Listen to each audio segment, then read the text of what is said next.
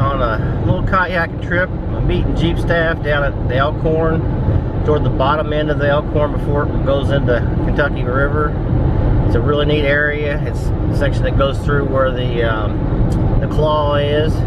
This time I will be taking out and going around the claw and not going through it. It's one of the few times I've actually dumped my kayak upside down, and I don't want to do that today. So, taking my CRV because my other car is air conditioning out, so I'm taking this one, and I've got the kayak in here with me. You can see it there. Fit in pretty good. So, we'll see you down on the creek here shortly. I guess you could call it the trailhead. This is where we're putting in at right here. I'll try to put some information about where that is. Got about 6 miles today geocaching on the way down, so it'll take a little longer than normal. River looks great.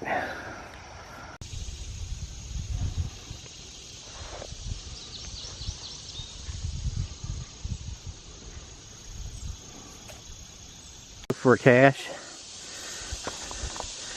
Nice little rocky area. I believe it's going to end up being over these trees somewhere.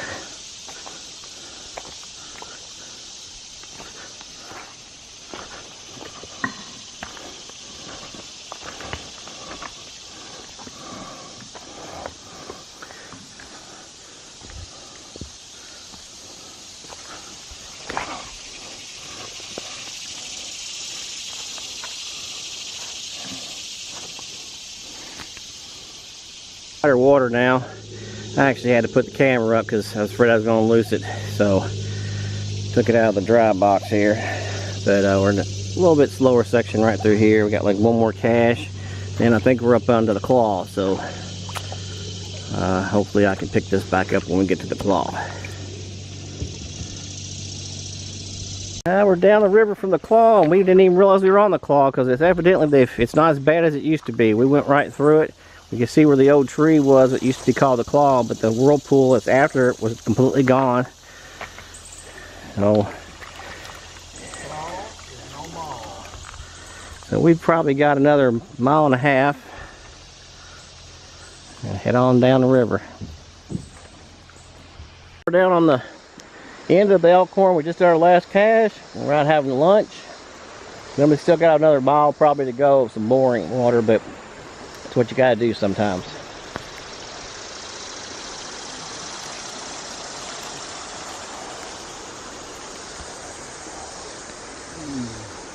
Kind of the end of our trip, and what's nice about this section, if you really want to do this section when you don't have a kayak or a canoe, this place right here, Canoe Kentucky, rents right here, and you can look them up on the internet. And they pretty much do the same section of the river we just got done doing. They put in about 500 feet up the river from where we put in, and then they take out right here. Now we have to go probably another, I don't know, maybe 1/2 mile down further where the bridge is, where we parked. But it's a nice thing to be able to come down here if you don't have a kayak or a canoe. Check the water level. I believe it's like 2.25 feet, maybe 2.5 feet today. Wouldn't want to do it much lower than this, and it probably gets a little bit crazy if you go too much higher than 3, I think.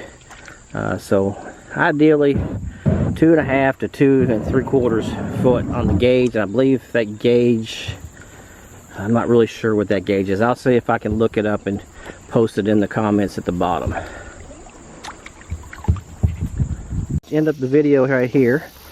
We're parked on the other side of this bridge on the right. Has a little dirt area. We did the 2-car method this time. We had brought a paddle lock, long lock chain. We left the kayaks upstream with the chain on it. Went down with both cars, parked one downstream, came back up, and the other went out. Now what we're going to do at the bottom is we're going to lock them back up again. Head up, get the car, come back. So it's about 4.5 miles on the roadway from where we put in and where we take out, and about 6 miles, 6.5 miles on this river. So that's about all we got. Get a chance to do this section of the river. It's really one of the prettiest, easy kayaking areas in Kentucky.